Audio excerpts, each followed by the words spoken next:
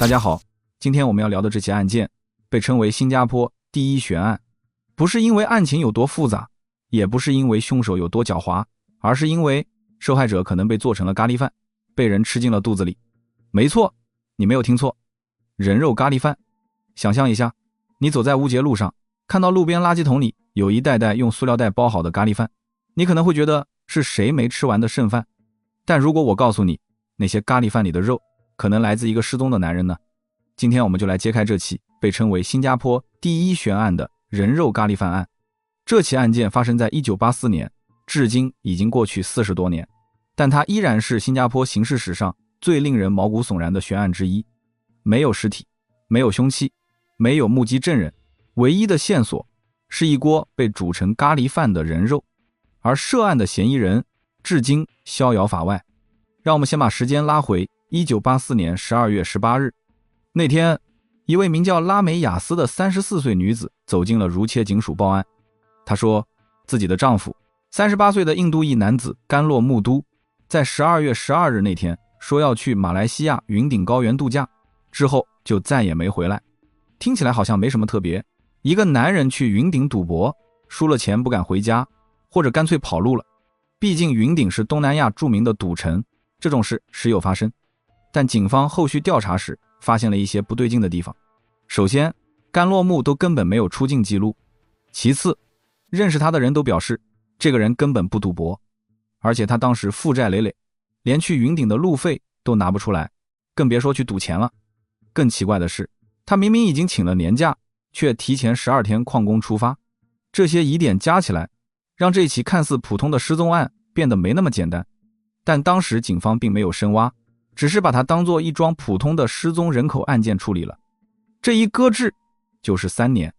转眼间，时间来到1987年1月9日，那天，新加坡刑事侦查局特别罪案调查组的资深探员阿拉马来接到了一个线人的密报。这个线人过去提供的情报几乎从不出错。他告诉阿拉马来，3年前，也就是1984年，有几个人在乌节路的一间教堂里杀死了一个名叫甘洛木都的印度裔男子。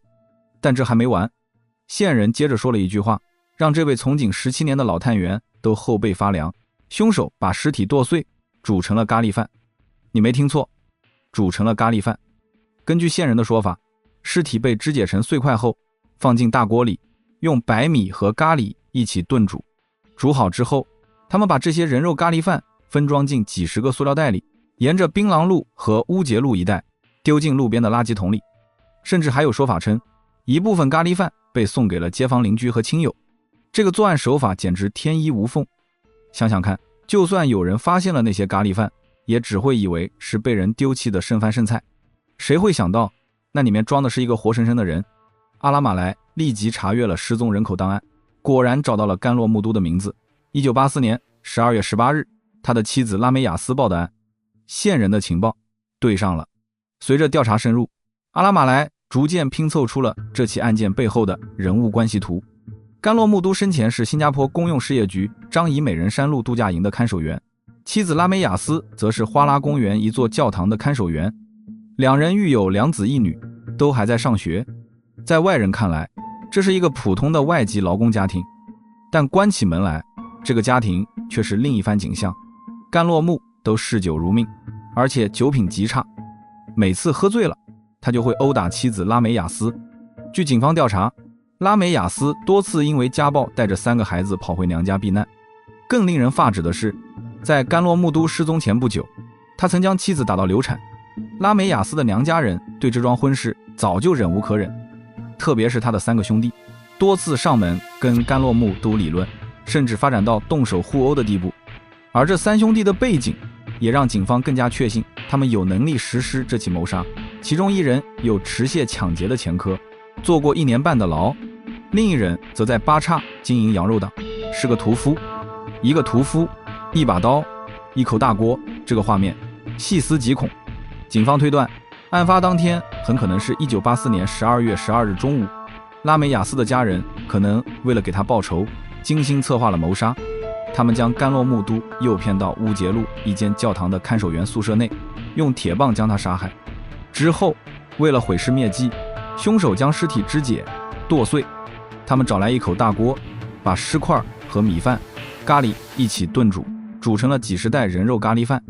最后，这些咖喱饭被分装在塑料袋里，沿着槟榔路和乌节路一带的垃圾桶丢弃。甚至还有说法称，一部分咖喱饭被送给了毫不知情的街坊邻居和亲友。有邻居事后回忆，当时吃的咖喱饭口味怪怪的。基于这些推断，警方在1987年将拉美亚斯、他的3个兄长、母亲以及嫂嫂等一共8人逮捕归案，其中6人被正式控以谋杀罪。这起人肉咖喱饭案终于进入了庭审阶段。然而，正义在这里遭遇了最无奈的困境，证据不足。法庭上，控方拿不出一件关键物证，没有尸体，没有凶器，没有第一目击证人，那口用来烹煮的大铝锅、分装咖喱饭的器皿，统统找不到。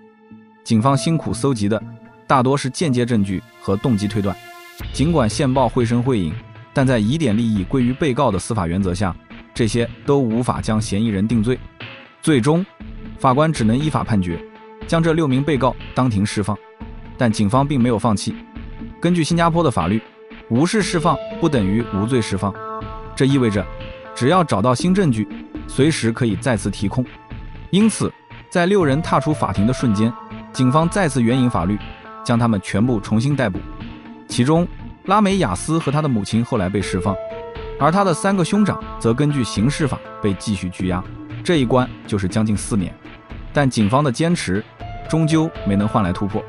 在没有新证据的情况下，1991年6月，3人也最终被无条件释放。至此，这起被称为新加坡第一悬案的人肉咖喱饭案彻底落下了帷幕。30多年来，甘洛木都就像是人间蒸发了一样，再无音讯。警方确信他已遭不测，但终究无法将凶手绳之以法。这起案件也成了新加坡司法史上一个令人唏嘘的注脚。它证明了，即使是最骇人听闻的罪行，在最严谨的法律程序面前，也可能因为证据的缺失而无法得到制裁。那些被丢弃在乌节路街头的咖喱饭到底去了哪里？那些品尝过特别口味咖喱的邻里，他们吃下的又是什么？这些问题的答案，也许永远都将是一个谜。这起案件之所以被称为新加坡第一悬案，不仅仅是因为作案手法骇人听闻，更是因为它触及了法律最核心的困境。当正义被吃进肚子里，法律还能做什么？尸体被切碎、煮熟、丢弃，甚至可能被人吃下。换句话说，唯一的物证可能已经变成了别人身体的一部分。在这种极端情况下，法律该如何伸张正义？甘洛木都的尸体在哪里？那口大铝锅被藏到了哪里？那些被丢弃在乌节路街头的咖喱饭到底进入了谁的肚子？这些问题恐怕永远都不会有答案了。但有一点是肯定的，如果你在1984年12月的新加坡曾经在乌节路一带捡到过一袋免费咖喱饭，并且觉得口味怪怪的，那你可能已经参与了这个案件。